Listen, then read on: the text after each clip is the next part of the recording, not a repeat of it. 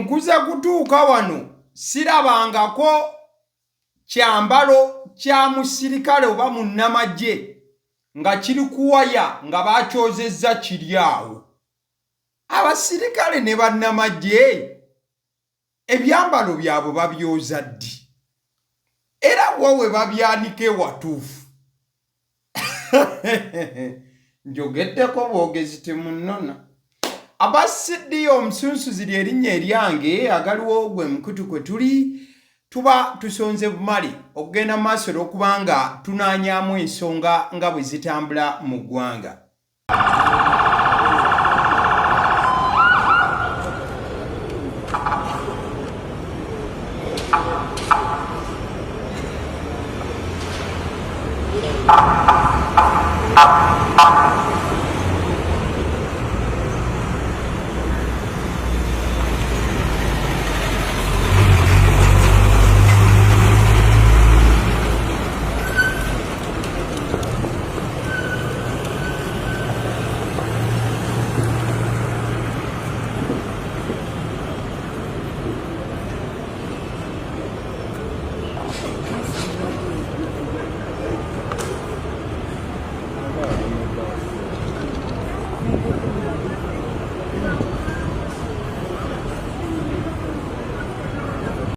Akatambi ako kakusiigira butereevu ekifaananyi ekyabaddewo olunaku olw'eggulo Haji Obied Lutale we yabadde atuusibwa wali ku kkooti enkulu okugenda mu maaso olw'okubanga bawuliriza omusango gwe ogumuvunaanibwa wamu ne Dr. Kizza Besigye. Ku kkooti embeera yabadde yakazigizigi nnyo. Dr. Kizza Besigye yabadde asuubirwa okubeera ng'alabibwako wabula teyaleeteddwa. Kati wakati nga essaawa y'omusango etuuse okubeera nga gutojjera, abantu bonna ababadde bazze ku kkooti baabagaanye okuyingira n'amasimu.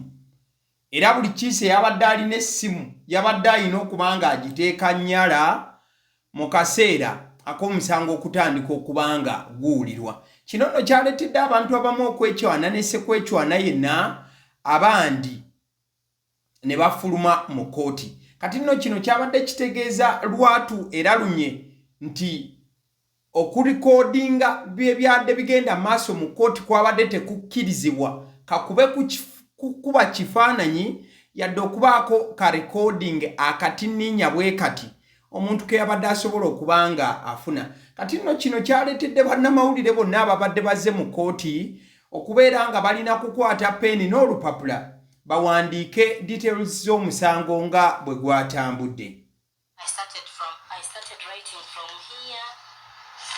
I wrote here. I wrote.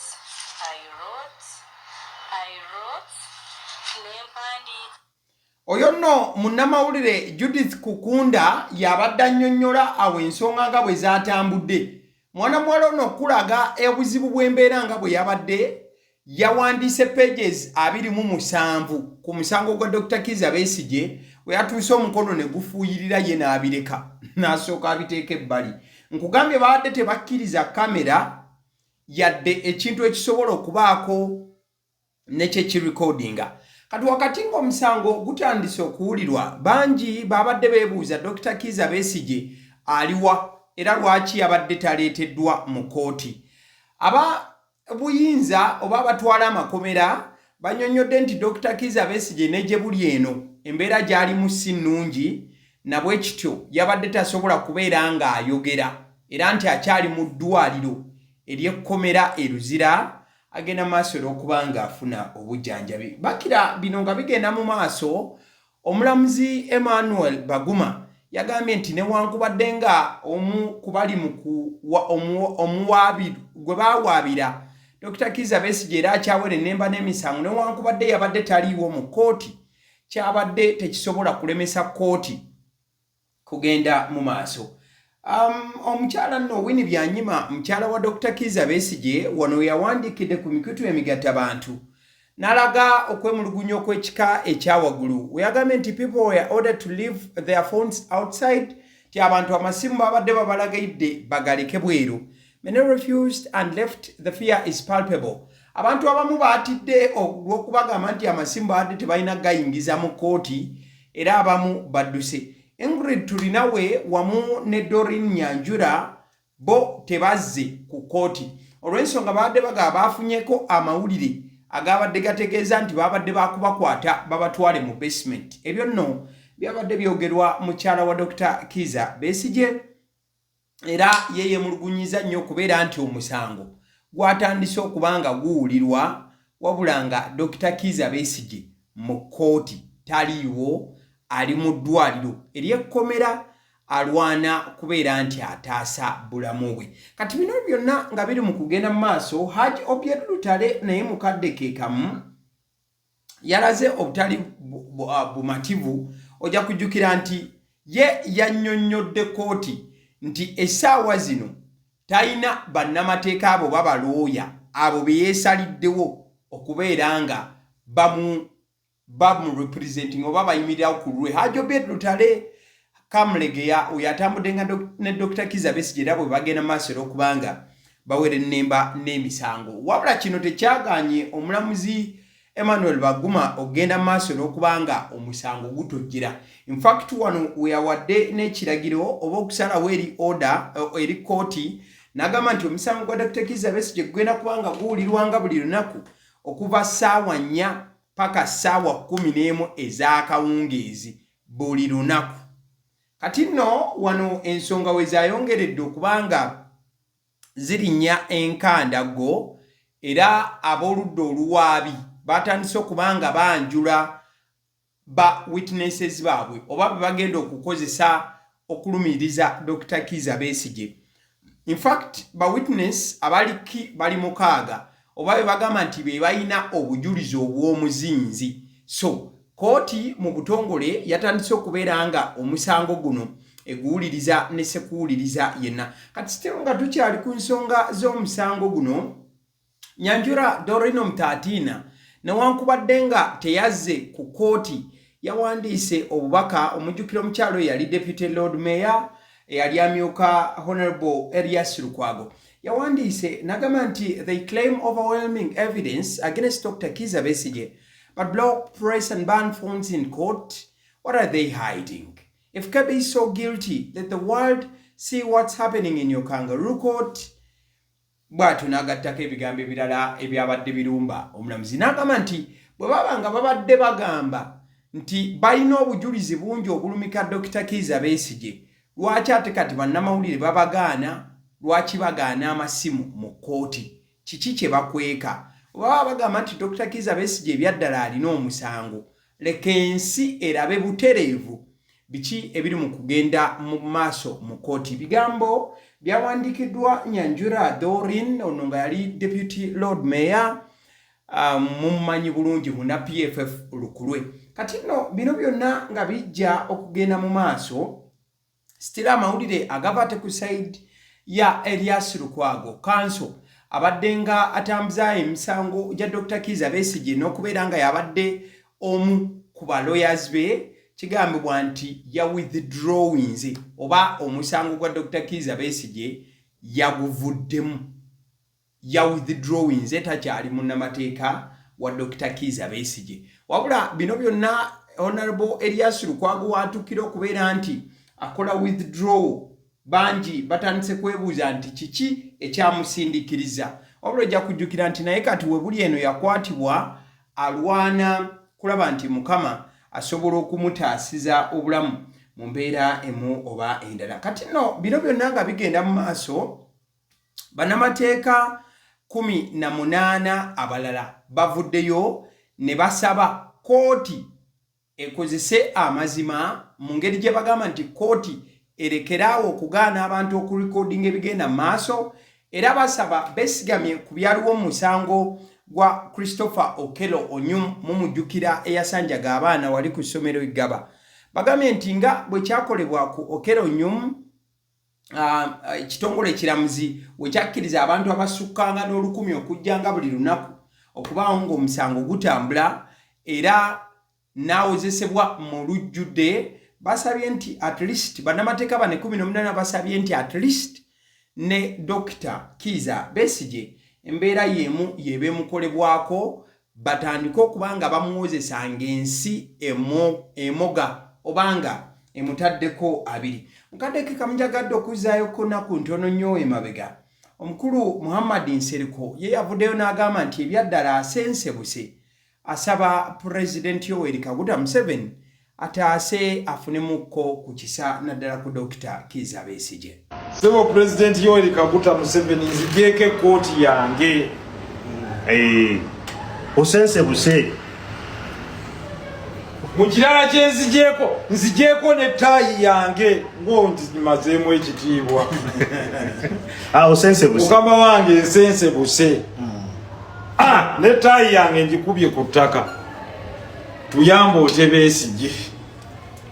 Besigye asobola okufiira mu kkomera.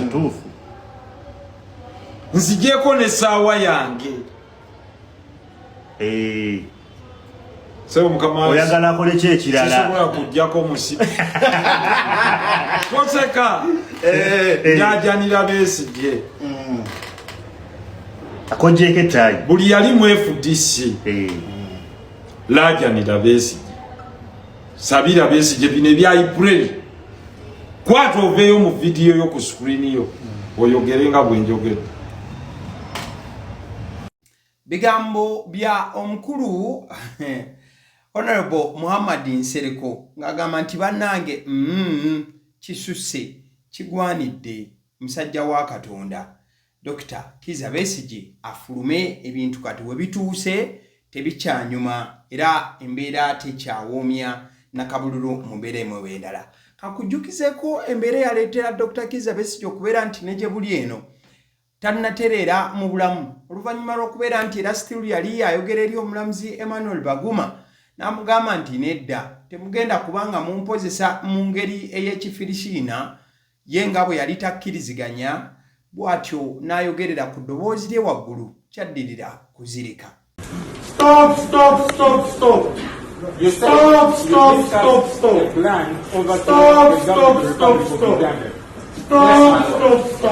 With who? With Dr. Kizza Besigye, with Frank Kahiri, and Joel Wakahima.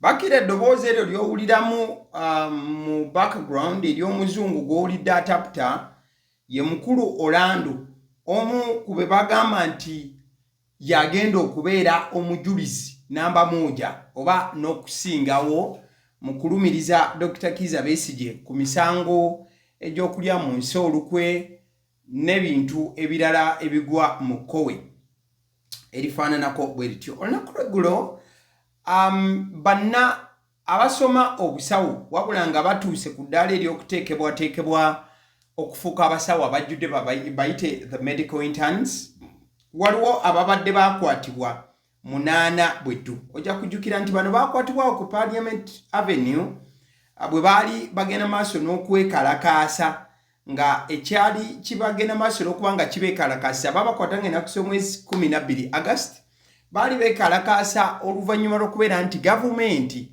yali ejjewo ensako gyewa ba interns bano ababeera mu malwaliro ag'enjawulo ne bayamba ku basawo n'okukolera ddala obusawo. Gavumenti yali ejjewo ensako yaabwe ko bano nedda katugende ku makubo tusobole okuba nga twerwanako. Olunaku olw'eggulo bateereddwa wabula ate era wakati mu kubeera nga bateebwa oba olunaku lumu emabega bateereddwa wabula wakati mu kubeera nga bateebwa ate ebintu byongedde kubanga birongooka oluvannyuma lw'okubeera nti Parliament ekiteeso yakitadde ku Parliament ku floor ate era ebintu ne bivaayo bulungi. Kati tusooke tulinkingeko katono tulabe ebyabadde mu kkooti katono then tujja kubanga rolling over to the Parliament. The application of an accused person in court. The magistrate may grant bail on an offence that is bailable under the laws of Uganda and upon the of the magistrate, discretion must be used judiciously. The accused must, upon application for bail, show that it has a fixed place of abode, substantial sureties, and no intention to abscond. This media, I don't expect you to be to your cameras on me or any of my staff. You can keep the lawyers. Unless you want to. Requirements for bail, substantial sureties. Sureties should be credible, often required to be within the court's jurisdiction. The prosecution must, the sureties presented as per the prosecution. Requirements for granting bail. Number one, substantial sureties. The sureties must omulamuzi yatabuse n'abagamba bannamawulire nti mugeze muntunuzeemu kamera zammwe. So omulamuzi wa grade 1 magistrate owekitiibwa Rofin Achayo yagenze maaso olw'okubanga akkiriza abasawo 8 oba aba medical interns 8 ababadde basibiddwa okuva ng'ennaku z'omwezi 12 wali ku Meere mu kkomera. Abateereddwa kwaddeko Dr. Kagahe Jamada, Nantegejen Muchibi Lawrence, William Wamwaya Nicholas, then Sengonga Silva, Okwil Aran Chirunda Daniel wamu ne Gala Luke. Bano ng'emisango ne gyabadde gibateereddwako kwe kuli omusango gw'okubeera nti baasannyalaza eby'entambula. Bano no batambula balina ebipande okwali ebigambo ebyali bigamba no pay, no reporting, pay medical interns for the good of all Ugandans. Ekyali kitegeeza nti bwe muba temutusasudde tetujja genda maaso era kubanga tukola mirimu mu malwaliro. Musasule ba medical interns oba bamaliriza egy'obusawo okugisoma ne bakakkalabya mu malwaliro mubasasule oba si kyo ekijja si muntu tujja kugaana okubeera mu malwaliro. Kati nno kooti yabatadde wabula mukama gyakolera ebyekisa yabikoze olunaku olw'ejjo court parliament we yatudde oluvannyuma lw'okuteesa okuzze kuyisibwamu bakkiriza okuzzaawo ensimbi ezibadde ziweebwa ba medical interns akakadde kamu buli mwezi. At least we are glad that government has acknowledged the fact that these interns are medical doctors. They are out there doing this work and they need to be facilitated. We are past that stage because the acknowledgement has happened. When government says, okay, we're going to give them 1 million shillings net, for me that is acknowledgement that they need to be facilitated. Now going forward, in your engagements, and I'd like to encourage the minister, that engagement you had with them should not be the last. Hopefully you can keep engaging with them so that you understand them better, the idiosyncrasies, the nature of work that they do now, because Honorable Minister, I'm sure you graduated like what, maybe 40 years ago. Times have changed. A lot has changed. You know, the terrain is different. Many of them are in far to reach places. And so 1 million shillings or that kind of thing many years ago cannot be the same today. So please keep engaging them and let the conversation be, how do we facilitate them better? You have started now by acknowledging, yes, they need to be facilitated, but that needs to be improved. They're saying the work they do, things are expensive, the places they've got to go and rent up country, wherever they are. So there should be a conversation about this money being increased. But also finally, Mr. Speaker, the Minister has told us that this particular rescinding of that policy is for this cohort, of that provision is for this particular cohort. That worries me because that means I will be back here maybe next year to complain again, because you'll be saying, no, that was for this particular cohort. So next year we are moving on to something different and to totally remove this facilitation. I hope that now in your engagements with government, now that you're preparing a report, that you get to say, no, we need to, going forward, continue to facilitate these people so that it doesn't apply only to this cohort. So I hope it's not just for this cohort and then going forward you say, no, we will not facilitate them going forward. No, it should not just be for this cohort, but like I'm saying, going forward, let's have a discussion about facilitating them better. And government can afford to do this, I believe. When we privatize and say healthcare is important, and these people have qualified, let's pay them better, what is deserving of them. That now should be the next conversation we get to have. I thank you, Mr. Speaker. Bigambo bya Joel Ssenyonyi bwe yabadde ng'akuta akazinda byalo ka parliament. Omukulu Joel Ssenyonyi yabadde agamba nti musanyufu nnyo oluvannyuma lw'okusalawo gavumenti kwe yakoze.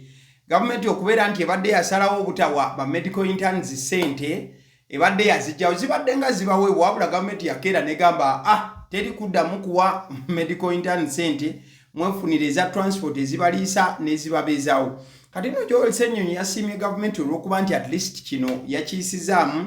Ate era mukaddeke kamu Joel Ssenyonyi agamba nti olaba gavumenti yakirabye nti basaana okuweebwa ssente nate kiraze omugaso gwabwe ogw'amaanyi era gavumenti yaabwe beeraze nti ddala beetaaga okufiibwako n'okuweebwa akasente. Mukaddeke kamu yagambye Minisita Dr. Chris Baryomunsi Minisita w'ebyobulamu mu ggwanga namugamba nti munnange gwe baakutikkira emyaka 4 emabega. Ebintu ebiseera ebyo tebyali bizibu naye essaawa zino abaana abali mu kufuluma okuva ku yunivasite okugenda mu busawo basanga obuzibu obw'ekika ekya waggulu olw'embeera nti ebintu bikyuse, ekonome embeera si nnungi. Amugamba nti nabwe kityo temwandi baana bano banyigiriza. Mukaddeke kamu yamugambye n'omugamba nti baddeyo batunulenga cabinet y'abaministers abatwala eggwanga lino batunulire ensonga y'okubeera nti bayogedde ku cohort eno yokka oba tugambe nti bayogedde ku ba medical interns ab'omulundi guno obw'omwaka guno.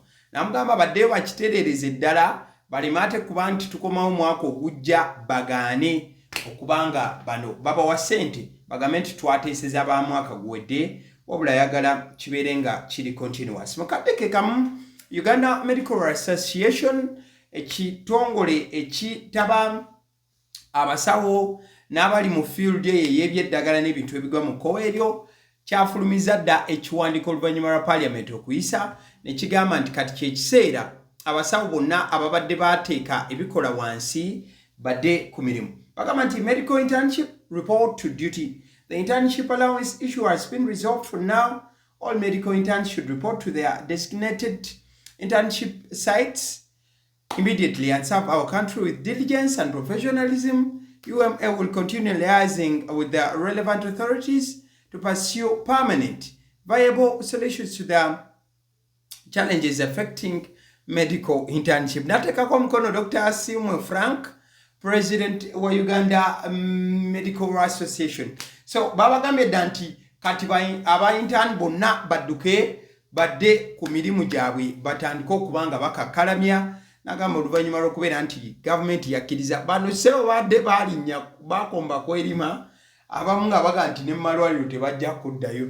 But oluvannyuma lw'okuwulira nti akasente kaabwe katereezeddwa nabo bagambye nti aha ekyaffe kyengedde. It's high time we get back to work. Mukaddeke kamu Afande Sejjusa oba Jeno Sejjusa mumujjukira bulungi yavuddeyo n'awandiika naye ku mutimbagano naddala ku nsonga eno eya basoma eddagala oba abasawo abasoma ebya medicine n'ebintu ebigwa mu kujjanjaba byonna twaliza wamu.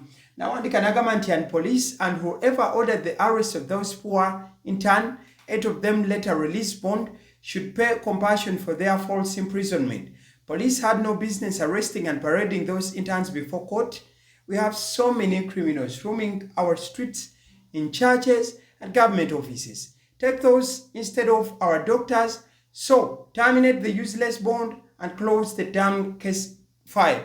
Omukulu David Sejjusa General ng'agamba nti poliisi na buli yenna yali emabega w'okukwata abasawo abo abaaleeteddwa mu kkooti 8 wadde baabatadde ku bond ayanguwe mangu okukiroozinga fayiro baziggalewo ze baateeka ku baana bano oba abasawo bano era n'agamba nti tebalina misango tewaliwo kisibisa basawo baggwanga ng'ate tulina gakyala kimpadde agasiiba ku masitreeti nga gakuba bantu n'okubabba. Bigambo bya Afande David Sejjusa in that line. Awo nno tuveewo. Mukaddeke kamu banna FDC nabo bavuddeyo ab'ekibiina ki Forum for Democratic Change ne basaba gavumenti okulekeraawo bo kye bayita omusolo oguli repetitive oba omusolo okyoyinza okuyita double taxation, in fact triple n'okusingawo. Bagamba nti mobile money zisusse okugibwako ssente nnyingi ennyo,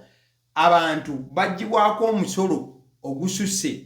Omukulu ono okuva wali mu FDC yatemye ssente zino, omukulu Vice Chairperson Robert Centenary yatemye ssente ze bajja ku Munnayuganda wekituuka ku mobile money wamma ggwe ddala ng'akasente kaba kangi bitankanika. Mobile money is not a profit-making business. It is actually a facilitator service to the people of Uganda. But we are grossly disappointed that instead of government promoting this good service to the citizens of Uganda, it has decided to put a burden of taxation to this good service.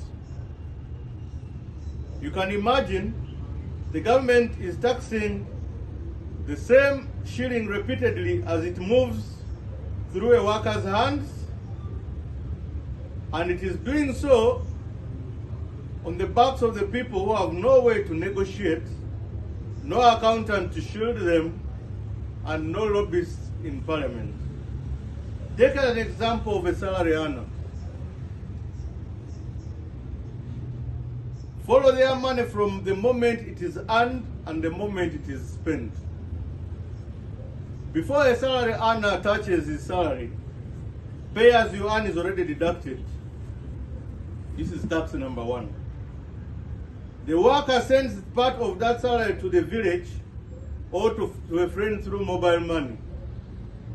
There is excise duty of 0.5%, which applies to the withdrawal, and excise duty of 15% that applies to the service fee charged on the transaction. These are two taxes, making it 3 taxes on the same amount of money. Money that has already been taxed. The worker walks into a shop and buys groceries. VAT applies to that tax. That is tax number 4. On money that has already been taxed 3 times. If the worker manages to save something, tax also reaches into that saving. If you pay close attention, many mobile money kiosks are closing. Remember, some of them were once chased from the streets, from their work areas. Government has been making taxes to MTN, the corporation tax and other taxes. Isn't that sufficient enough? Can't government also regulate the pressure of fees and taxes that it is putting, especially on the mobile money transactions, including the commissions of the vendors that are offering that service? How much does it cost if you tabulated it into a text message? Because a mobile money transaction is a text message transaction. For you to transact, the small businesses and ordinary Ugandans depend heavily on mobile money transactions. Ebyo bigambo bya mukulu amanyiddwa nga Robert Centenary, ono nga ye FDC Vice Chairperson, yagambye nti sente ezigibwa ku munansi zisukka obungi, sente nnyingi nnyo ekitenkanika, nti batema sente nnyingi, batema omusolo ku sente ne baddamu ne batema ekintu ekitali kituufu. So asaba gavumenti yeetereeze omusolo ogusukkiridde ku mobile money gugibwewo. Kati nno ne Nalukoola nga bwe tugamba nti Nalukoola agamba, ne wano alina bwe yagambye.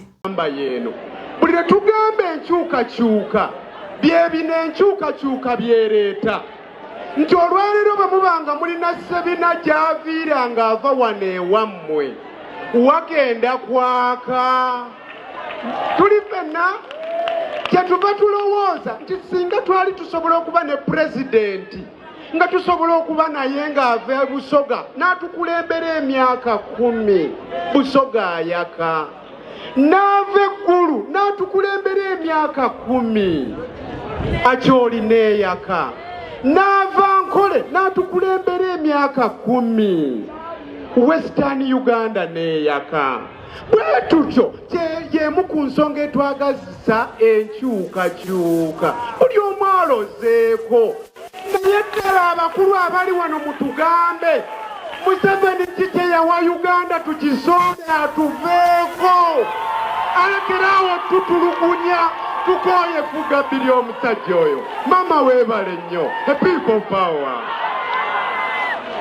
Bigambo bya Honorable Nalukoola agamba nti yayagala alabe ng'obukulembeze bukyuka at least buli myaka 10 nga waliwo abakwatamu n'akwatemu oli akwatemu osanga regions za Uganda zonna zisobola okufuna okutereera okw'omuggundu ddala. Mukateeke kamu omukulu yenyigira mu kutta omukulu w'ekika ky'endiga yavuddeyo ne yeetonda. However much bangi babuuza nti gwe woba ottisa munno ekitala lwaki ate we kituuka okuteekebwako olaajana n'okuba omulanga nga tewalowoozezza ku munno ng'omutaddeko kitala.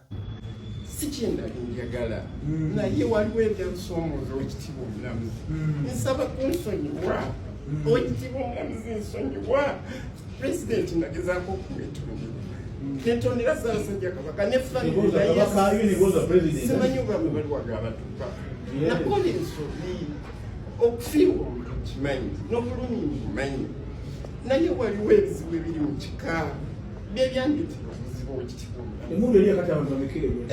yatta omuntu omu era poliisi ekimanyi Oweekitiibwa Omulamuzi sizanga ku musango gwe gwasooka naye obukulembeze bwaffe bwe bwaleeta obuzibu kati nagezaako omutuukirira emirundi gyonna bamanyi nsaba okunsonyiwa Oweekitiibwa saali muzi wa musango naye waliwo Oweekitiibwa Omulamuzi ebiwanvu byezaagadde genda mu kumalira kooti emyampaliriza okuzza omusango naye bannange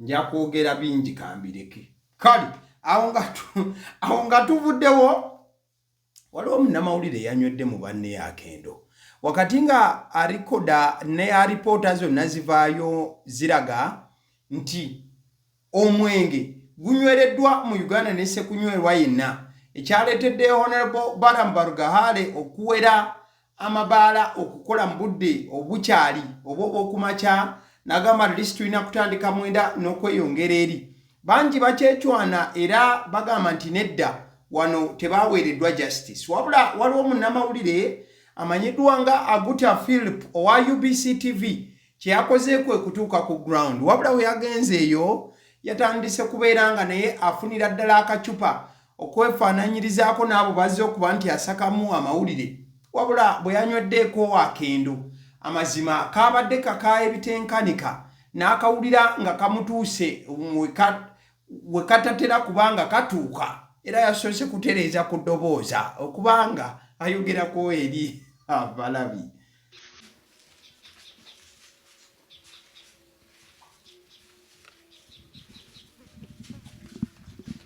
Maana batuleke mu tweyiya tegera batuleke tweyiya tata Africa begafe tuli ba veterani kitwasoma kitwakola ki sawa zino twava mu majechenda mugumu. So this is even this is what guys do. You find people come and buy their alcohol, they can even put in the pocket and they move like nothing has happened to them. So do you think you can fail to get alcohol in Uganda if you want to drink at any time you want? My English is not good, but okay, Luganda. Speaking Luganda.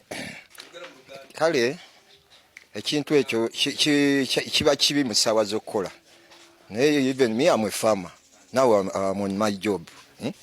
But if you want to get alcohol you can get at any time you want, even in the shop or yeah, I don't want to take alcohol time for working. Yeah. Munnamawulire ensonga yazitwalidde ddala mu mikono gye n'agamba nsooka kulegako Kale teka mu comment section kikyolowooza ngenda kubanga mbatumirako. I know it's been quite a time kaseera kabadde kawanvuyirivu. Katusooke tugende wa Hildaman wamu ne Honorable Amelia Kyambadde balina we basisinkanyeko gye buvuddeko naye katono ebifuba bibabugume naye era ebigambo byabugumye ne babyeweereza. Abaana bano bazadde ate tubasabira Omukama abakozesa emirimu legase ya taata egende mu maaso. Otunuulira keesi ya Mwami Male ejjuddeko ebintu naye nga byonna si bya muwendo. Wabula ebyomuwendo byonna bidese ku nsi kuno. Olwekyo gwali wano totunuulira Mwami Male ono wabula tunuulira obulamu obutwemazaamu na kiki kye butegeeza. Mwami Male agenze kyatuleke kyokka baana na famire naye raba tumutaddeko engoye naye zonna zisobola okuvuna ne zikola ki. N'olwekyo gwali wano enseno tekola ki, ali wano enseno tekola ki, Honorable enseno tekola ki, Tegunambuzi enseno tekola ki, kuba Katonda n'ensi yange Ssaabasajja Kabaka wange. Tuyazike. Njagala okubuulira abakulembeze bannange omuntu bw'akwatangako ku bulamu bwe omujjukiranga. Tomuvumanga buli wamu bw'olaga. Oleko kiyaga nkooyo okuntuma kuba nakwatako ku bulamu bwo. Bw'oba wagenda mu kkooti bireke bibeere mu kkooti. Nakukwata n'enkuyamba wange oli mu bwavu obuyitirivu. Ng'oli munaku buzibu. Naye bagenda ng'onvuma buli wamu nkooye kati sikyakkiriza. Okuva olwaleero sikyakkiriza. Mwebale nnyo munsonyiwe mbadde nina okutabuka kubanga nkooyo.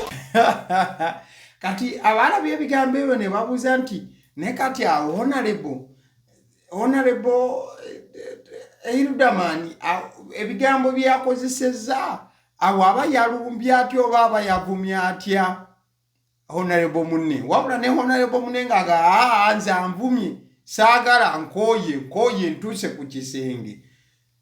Abawuliriza ku radio olumu nammwe musukka sooka omanyani gw'okubira omutegeere waliwo omuwulirize yakubye nga Honorable ng'omukulu Frank Gashumba ali ku radio n'amuyita Shira Gashumba. Webali kuweereza sewo. Amanya ne gy'oli. Amanya n'eddoboozi nze King Moze nga nsinzidde wano Kifa mu Gomba. Yes, King Moze Gomba. Nsimanye ebigambo bya Sheila Gasumba oyo. Naye ayongere otuyamba gavumenti eno ffe buli ekiriko etutamye naddala ekya security ekyo tubakooye nnyo abasajja abo nsigadde King Moze Kifa. King Moze. Wangisewo. Ogambye okola ki osiima ki? Nsimanye Sheila Gasumba ebigambo by'abadde ayogera. Kale wekitiibwa webali nnyo ndugu. Akati Shira Gashumba. Kati kikulaga ekyo bayita brand. Mukulu yagambye nti ekyo kye bayita brand. By the way nga twogera ku brand, Honorable Swengere naye yayingizaawo a brand new car. For the past one week ebadde talk of the town. Buli omu agamba bannange Honorable nga yaleese ekyuma. Honorable Muyonjo Hussein Swengere emotoka alese mpya. Alese mpya. Oyo. Nayo musanyufu atya. Pidi ya sosem. Deputy MP amudirira. Byange bibere wano. Honorable. Pidi finally. Deputy MP ajiyingide. Emotoka ey'omukulu Honorable Muyonjo Hussein Swengere. Eyo n'emotoka ye empya kajasobola okuba ng'enyizaawo. Security tight.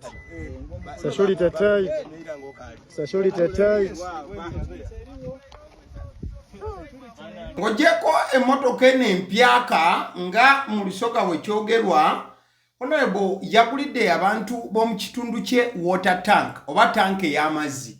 Wabula si ye yokka yagula ne drone empyaka okomya amaaso nga bannamawulire be batambula nabo bagenda kutambuliranga omu. Abange omubaka Swengere mumya kyakoze abantu b'Ejjinja bananga abantu b'Ejjinja mwebale kulonda mubaka kyakoze no aguze van ya media team tayagala etambulire ku border simanyi mpewe gifuwa biki n'abayiwa mu van mpya kapyata takomye okwo naye neyeeyiwamu naga omubaka nina okutambula nga kyekyo media team ya Honorable Swengere bananga omubaka abalowoozezaako. Salamu alaikum. Wa alaikum salam. Kale, gye buvuddeko omukulu Honorable Ssemujju Nganda yavaayo mu bigambo bye mwalinga omuli n'ebigambo ebyokwetonda eri Bobi Wine okuvannyuma lw'okuba nti yali avuddeyo n'amwogerako nti lwaki yafuluma eggwanga oba yadduka. Wabula ate ne Honorable yeesanga ng'alina okudduka mu ggwanga. Kati ng'ali mu buwaŋŋanguse gy'ali ya recording akatambi kano. But what made news recently kyekyokubeera nti Bobi Wine ya replyinze wabula in a cryptic mu message yabadde encrypted ng'olina okugenda maaso n'okuba ng'ogisabuukulula okugifuna. Sokolize wano Honorable Ssemujju Nganda today wa Bobi Wine. Honorable Kyagulanyi yagendera eweeru okulowooza kwange kwali kulowooza nti yali akyasobola okubeera nange era siwe nagendera. Naye buli muntu abaako by'amanyi omuntu omulala by'atamanyi ekiseera ekyo. Kyova Dr. Besigye okutandika okulwanagana ne Museveni yakutandika mu 2000 mu mwezi gwa Novemba awo. Era abamu ku bantu abemwegattako oluvannyuma nga Honorable Bamanya Mushega bajje n'omuntu baatuuza meeting yawo mu public service ewandegera ebiseera ebyo nga Bamanya Mushega ye Minister wa Public Service ne batuuza meeting ewandegera ne bagamba nti Besigye Museveni sooka omuleka agenda kwesimbawo kisanja kimu agende. Kati boye yali endaba yaabwe. So endaba yange Honorable Kyagulanyi yagendera yali ekyo naye kati ekyuse kubanga nali sinaba kulabayo muhoozi ng'akwata omuntu n'amutulugunya naye ng'ate bw'ataddewo ne pate bali waka bajaganya Lukwago tumukubye kati afuka Lukwago tumukubye ebyo bipya bizzeewo bbanga lino. Kati ye Honorable Kyagulanyi yagendera yalina assessment ffe gye tutayina nga tulowooza nti tukyasobola okugenda mu maaso ne struggle mu Uganda. Kaakati saawa zino nange ndowooza yange yakyuse teyawukana naye gye yalina luli kati nange njira naye tuteka ekiseera gifuna mulimu n'ayina saawa zino Ssemujju komawo osanga n'omu kwabo naye wanayitawo ekiseera ngaga nti ng'alabyeyo ngeddo kati bwe bityo bitambula buli omu w'obeera oli by'obeera olaba by'omanyi saawa ebyo bikuleetera okusalawo ky'osalawo. Message eyo bw'emala okwogerwa Honorable Ssemujju Nganda bangi abagirabye gye buvuddeko bagambye nti kuno kwabadde kwetonda okutongola eri Bobi Wine kozi yagambye nti naye kennyini yavaayo na criticizing Bobi Wine oba n'amuvumirira olw'okufuluma eggwanga wabula ye Honorable Ssemujju Nganda kyali tekinnamutuukako kati kekyamutuuseeko naye amanyi butuufu ddala lwaki Bobi Wine yagenda maaso n'okusituka okuva mu ggwanga era amutenda bugezi tiddala Bobi Wine mugezi kuba y'ensonga yaziraba obudde bukyali kati nno oluvannyuma lw'ebyo Bobi Wine naye musajja mugezi ng'akozesa ebigambo ebyawandiikibwa Malcolm X oba ebyayogerwa ye. Bobi Wine bino yabiwandiise gye bivuddeko naye ku mukutu w'omugattabantu nagamba nti don't be so quick to judge a man simply because he doesn't know what you know or think the way you think. Remember, there was a time when you didn't know what you know today. Malcolm X. Bobi Wine ng'agamba nti toyanguwanga okulamula omusajja olw'okuba nti tamanyi ebyo by'omanyi oba talowooza mu ngeri gwe gy'olowoozaamu. Jjukira waliwo ekiseera wali tomanyi ebyo by'omanyi olunaku olwaleero obwabadde bubaka obwawandiikiddwa Bobi Wine after the other video, but that is some time back since I've been away. Kale nga tumaliriza genda kubawa video eno then batumireko tusibule okuva wano. Waliwo Fort Soje yawangula owa chairman naye yavaayo n'akirambika lunye nti ye ku yagamba nti ku sitampu y'ekyalo kwatava agenda kutambula nayo kuva Ati the chairman wamwe. Ada stamp yaffe bafutu soja. Stamp ya bwerere. Amanya Abdurrahman Abubakar kuve Makindye East wabigalo mu Kitoro zone. Sente bajude. Bafutu soja kwaturi. Ate stamp tutambula nayo mu koti tutuka mu koti tuandika tukuba stamp. Jayo mwana waffe. Ndiyo bakobwa.